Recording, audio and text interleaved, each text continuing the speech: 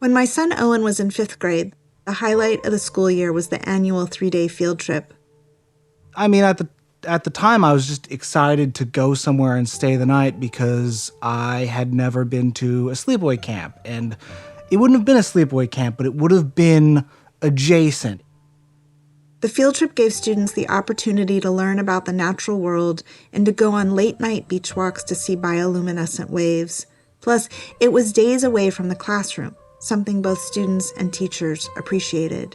I just was very excited for it. I'm Elizabeth Reinecke. I've got a son with ADHD and a dad who spent his career saving ships in distress. This podcast is about how those things became intertwined for me. Shortly before the field trip, Owen had a particularly difficult week at school. I don't remember exactly what he did. It was something about running around with a stick menacingly on the playground. The details are fuzzy, but I remember the feeling when the teachers called to express concern about Owen's behavior. The familiar tightness in my chest that yet another teacher, during yet another school day, was calling to inform me that my kid was on the shit list. The school said Owen could still go on the field trip, but only if I chaperoned and provided additional supervision. I rearranged my work schedule and said I'd go. But then, just a few days before the field trip, things took a turn for the worse. Owen, overwhelmed by the stress of school, peed on the bathroom floor. I would piss on the floor of bathrooms. This wasn't an accidental bit of the usual boy dribble. This was purposeful spraying. It was some combination of factors of me being upset, but also not wanting to be confrontational, I think. I wanted to do something that in my head was harmless but rebellious that theoretically couldn't be traced back to me. Of course, kids saw me doing it. This time when the school called, they asked why he would pee on the floor, as if I might have some handy-dandy interpretive guide to explain pee-gate. In that moment, yeah, that was me trying to lash out in a way that would do something. I react poorly to when I think I don't have power in a situation, and certainly in the school environment, even to this day, I feel like I don't have recourse for much of anything. And so I think it was just me attempting to control some small part of my life to just be like, this is mine. And I know it's weird to say this is mine about peeing on the floor. You know, prisoners in solitary confinement throw their shit at the wall because they're out of things to do. But that was just being a dick to the janitorial staff who didn't deserve it. The school, feeling a need to discipline him, punished my son in 2 ways. The first made sense. They had him clean the bathroom with the janitor for the last few weeks of school, but the second seemed unfair. They revoked his right to go on the field trip, which only really served to further ostracize him from his peers. I didn't really care that he didn't get to go to the beach with his classmates, but it was the moment I realized Owen's ADHD wasn't a boy fidgets in class problem, but something far more complicated and serious. More serious than I had let myself understand. In this bonus episode, Field Trips and Sunken Ships, we're talking about Owen's 3rd year of community college and the sinking of a nuclear submarine 20 miles northeast of San Francisco. Because it was a submarine my dad helped salvage, I took a field trip to Mare Island with Tony Kaplan, my producer. We wanted to see where the sub sank and to talk to some locals about the sinking. I'm Ryan Gibbons. I'm the co-founder of Mare Island Brewing Company. We are sitting here on Mare Island in Vallejo, California.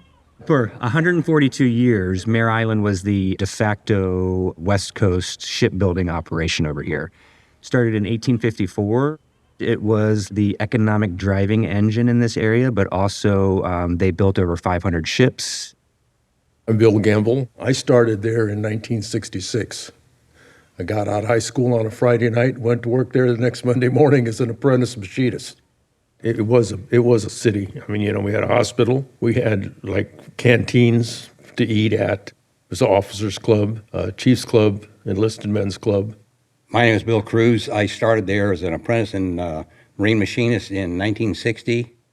At the time of the sinking, the shipyard was fully active.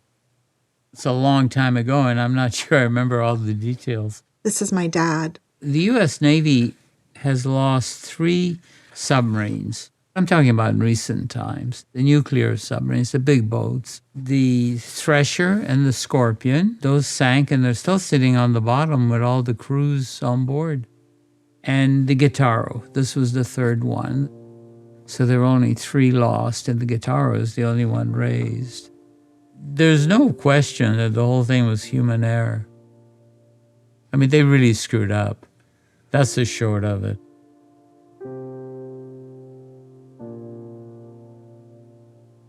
Sometimes I try to remember teenage me.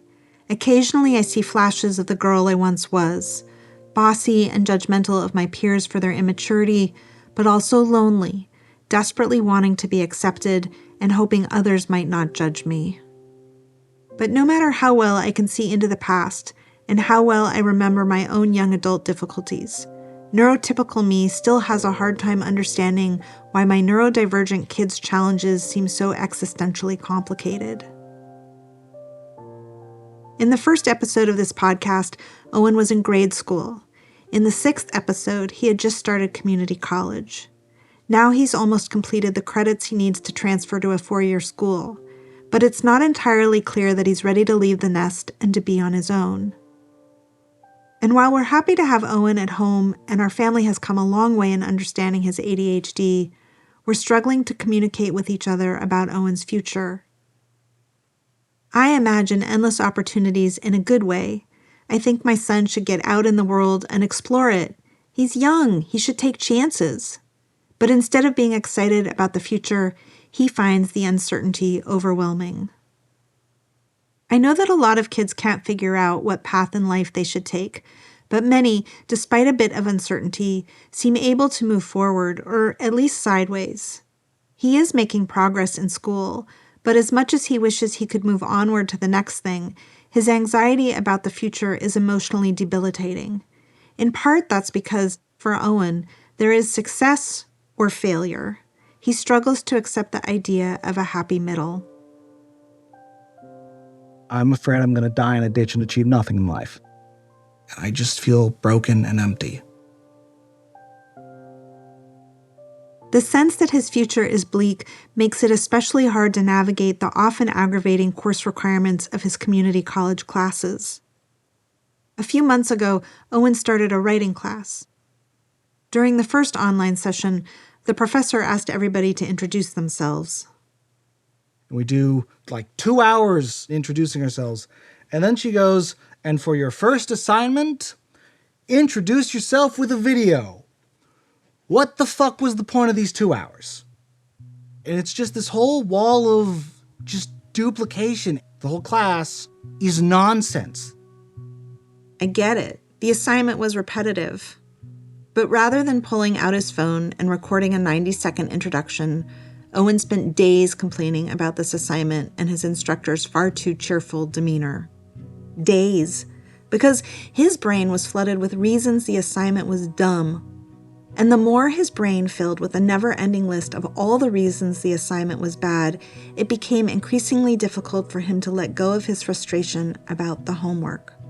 If I could understand why certain assignments upset me to no end, I'd be so good at school. I'd be breezing through it. These aren't just whiny complaints. His expressions of anger are often over-the-top, cartoonish descriptions of how he'd like to deal with situations he doesn't like. I just don't know how to explain my emotions. And I feel like I have to mask up, not a physical mask, but, an emotional mask up around people and things and events. And that is a large drain for me. The other day, he came home from 4 hours of classes, which for Owen is 3 hours too many. And he said something I thought sounded incredibly concerning. I said I would burn down this school if it were not built of stone, or I think I specified concrete. My humor is fairly dark. I think my dad at least has described it as pitch black at times. Clearly, I I felt like it was funny in some way at the time, but looking back on it, I was just expressing a deep-seated frustration. But no, I was not intending to, burn down a building. But my emotions are complicated. I don't get them. And I will use humor as a way to, navigate them to some extent. I do not consider myself a violent person. I will take tones, I will make jokes, I will say things, I will walk up to the line. But going through on that is a step too far for me.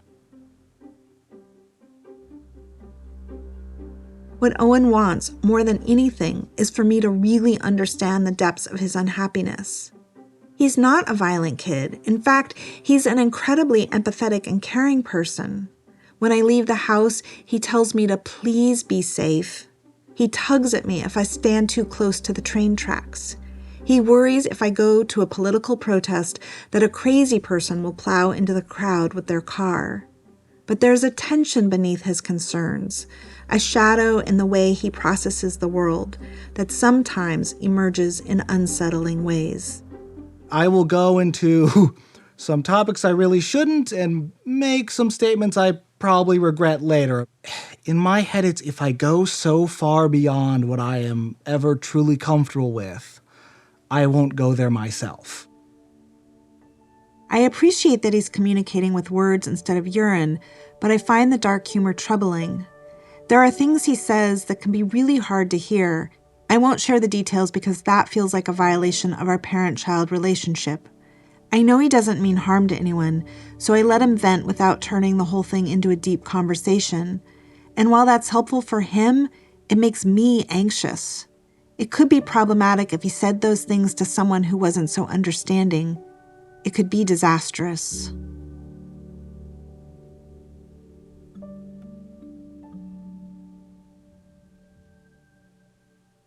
When the guitar got sunk, now this is the story I've heard, and I think it's correct. This is Lewis from the Mare Island Historic Park Foundation. The night she sank, they had two different shops had tests they had to run. And one involved trimming her 1.5 degrees by the bow, and the other involved trimming her 1.5 degrees by the stern, just making her a little bit down forward or a little bit down aft. She's drawing the same amount of water at both ends. The way the Navy built submarines in those days, they would launch the submarine unfinished, put it alongside a dock, and work on it for months to finish everything. This is my dad again. They cut 2 large access holes in the pressure hull and removed them. And they need that to be able to lower equipment into the submarine. So the boat was open, but it was very protected water, and there was no need to be concerned about anything. Nothing wrong with that. However, they got themselves into a lot of trouble. Every shop had a nuclear and a non-nuclear group. I didn't always talk to each other, directly. It sounds kind of crazy. We was actually filling the ballast tanks with a garden hose to bring the bow of the ship down. The bow went down even further, and the water came over the hatches, and that started going in there. Once it started coming in, there was nothing they could do. It sank all the way down into the mud. The miracle of the whole thing was that nobody died, because there were a lot of people on board the submarine working. Fortunately, all that happened during lunch on the swing shift. Some people, they'll just eat their lunch on the job, but in this particular case, everybody got off lunchtime like they're supposed to, and the thing sank. The lack of fatalities gave comedians carte blanche to poke fun at the sinking. Humor columnist Dick West wondered if President Nixon might order that all nuclear subs in the naval shipyards be equipped with water wings. The TV show Laugh-In roasted the shipyard with their Flying Fickle Finger of Fate award. And who gets the cynical cylinder this auspicious occasion? Well, last May 15th, now I want you to pay attention. Right. Disaster struck the nuclear submarine Guitarro. You see, this happened when 2 crews of our civilian workers were conducting tests by pumping water into the submarine. Just testing, see? And one group was forward and the other group was aft, but neither group knew what the other group was doing. I'm getting a sinking feeling. Yes, well, so did the submarine. About 3 months after the sinking of the Guitarro, I transferred to the Philippines. I went over there to work in Subic Bay Naval Shipyard. When I first got there, I would be introduced, oh, this is Bill Cruz, he's from Mare Island. And the first thing out of their mouths was, oh, you guys sank the submarine, huh? How'd you do that? The Navy sank their own submarine right there at the pier. It was just hilarious. What a bunch of boobs. We just thought that was the funniest thing in the world. A sunken ship is never funny, especially when lives are lost. But a submarine sinking at the pier because of human error, that's a different story. I mean, submarines are supposed to sink below the surface, but they're also supposed to keep the water out. Which is why the Guitarro got the nickname, the Mare Island Mud Puppy. The Navy didn't find anything about the sinking or the sub's nickname remotely funny because raising her cost more than $22 million. That's around $174 million in today's dollars. Plus, the whole thing caused a 32-month delay on getting the submarine out to sea. It might have been cheaper to scrap the Guitarro and start all over, but while there were budget allocations for repairs, there wasn't money for a brand new submarine.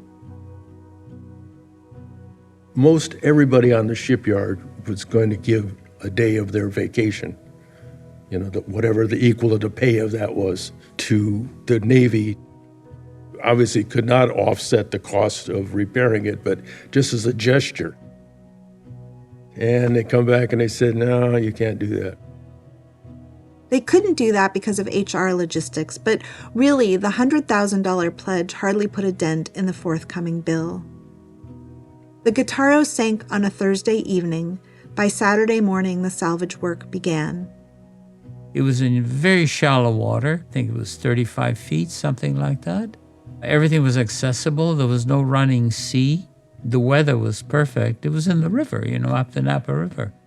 So the location couldn't have been better because of the protection from the weather, the very shallow depth, and the very large industrial capacity available at the shipyard, which was all turned to this job. So everything was going in its favor. The whole job took 3 days from start to finish. So that gives you an idea of how little needed to be done. But what came afterwards was far from easy. I think they put it in dry dock too and washed all the brackish water out of it. They literally had to pull out all of the equipment and clean it up as best as they could. Basically, they refilled her with water, fresh water. They added about 50 gallons of detergent. They stuck a whole bunch of air hoses down into this and just turned on the air for about 3 weeks. And these air hoses are just flopping around inside there. There's your agitator. You got your giant washing machine. But that was how they cleaned the engine spaces, supposedly. All of this happened because two teams didn't communicate with each other. It cost millions of dollars and thousands of hours to clean it and to get the sub ready for her commission. The mess definitely played a role in the eventual closing of the Mare Island Naval Shipyard. And even with all this cleaning, when the ship was decommissioned after 20 years of service, they still found mud behind a bunch of the computer consoles on the submarine. I see myself and Owen reflected in the story of the Guitarro. The submarine is our relationship, and one of us is standing at the bow and the other at the stern. I'm busy filling up the tanks, trying to counterbalance some of Owen's choices, hoping to help him maintain an even keel. But Owen is doing his own thing, and while I might not exactly be a helicopter parent, maybe I'm a bit of a ballast parent? My intentions are good, but that might not help him launch into the world. For the guys that were there when the Guitarro sank, the memory is a negative one. But the incident was just a single moment in a long, storied history. We could focus on those 5 minutes when the sub sank, or we could look at Mare Island over its more than 100 years as a naval shipyard. I'm Scott Stick. I'm the audiovisual archivist for the Vallejo Naval Historical Museum. And a lot of people felt that a Mare Island submarine was a cut above. It must have been heartbreaking for all the people that had spent all this time and all this work and all this energy and all this money to put this boat together, to see it at the bottom. I mean, she went on to a successful career. So when we sent her out of here, she was a good boat. She just had an unfortunate birthing. What can I say? I went to Mare Island to see the place where the Guitarro sank, to chase the shadows of history. And there's a lot of history still on display at Mare Island almost 30 years after the shipyard officially closed its doors in 1996. But Mare Island is also working really hard to reinvent itself. Today, the island houses a museum, art studios, and even a brewery. I kind of say sometimes that we're a history brand with a side of beer. We are utilizing beer as the vehicle to get this history out. The next generations aren't really slowing down and paying attention to history as much. You've got everything's very instant, Snapchat, TikTok, etc. And for some reason, everybody kind of slows down around a beer. So we have kind of a captive audience at that time. And each one of our beers is named after some kind of historic either person, ship, something that happened here on Mare Island. And one of those beers, the Mud Puppy Brown Ale, calls back to the Guitarro's nickname. It's just such a good name. And it's a delicious beer. Owen knows that I'm working hard to understand him because he listened to the first 6 episodes of this podcast. I have listened to the whole thing. It just sort of set me in a really reflective space. But I'm scared. I'm afraid. All the time.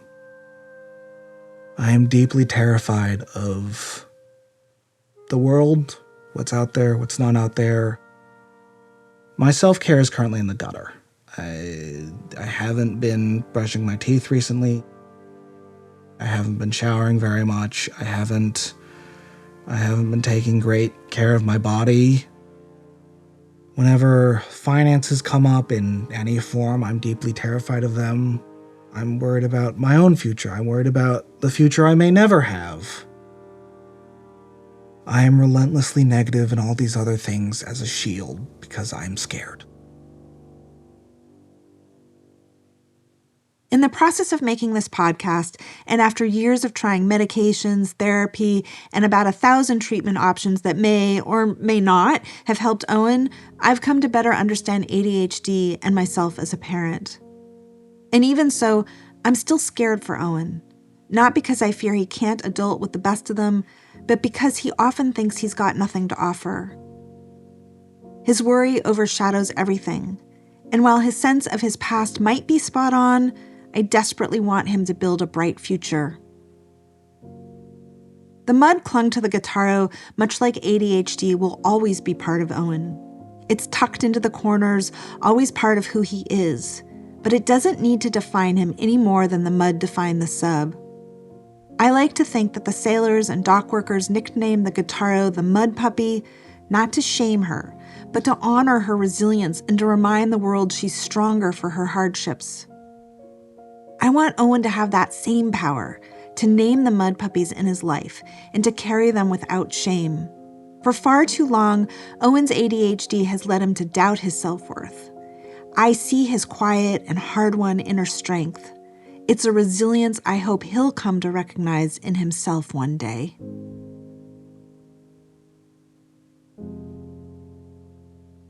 Thank you for listening to this bonus episode of That Sinking Feeling, Adventures in ADHD and Ship Salvage. One thing I'd like to make clear about my dad's involvement in the salvage of the Guitarro is that while he was there and did actively participate in the coordination of the salvage job, it really was a job overseen by the U.S. Navy. Also, if you're interested, my dad wrote a book for the Office of the Supervisor of Salvage called Submarine Salvage, and it includes a chapter about the Guitarro job. I'm not an expert on ADHD or ship salvage. If you've got questions about treating ADHD, please speak to someone licensed to do so. A big thank you to my dad and Owen, who kindly sat for additional interviews so we could make this 7th episode. Thank you to the Mare Island Historic Park Foundation that kindly arranged for a tour of the dry docks, and Lewis, who pulled some great old photos of the Guitarro from the Historical Society's filing cabinets. Well, that's the only problem. I've got a bunch of photographs and you guys aren't visual. You can find some of those photos on the episode page of our website. A big thank you to Paul at the Vallejo Naval and Historical Museum, who went above and beyond by bringing in William and the two Bills for an interview. The men not only told us of their memories of the day the Guitarro sank, but shared memories of their years at the shipyard. And our thank yous wouldn't be complete without expressing our gratitude to the Mare Island Brewing Company, the makers of Mud Puppy Brown Ale, for giving us a peek into their history and beer-making expertise. That Sinking Feeling is produced by me, Tony Kaplan, Elizabeth Reinecke, and Jacob Bloomfield Mizrock. Music and audio engineering provided by Immersive Sound.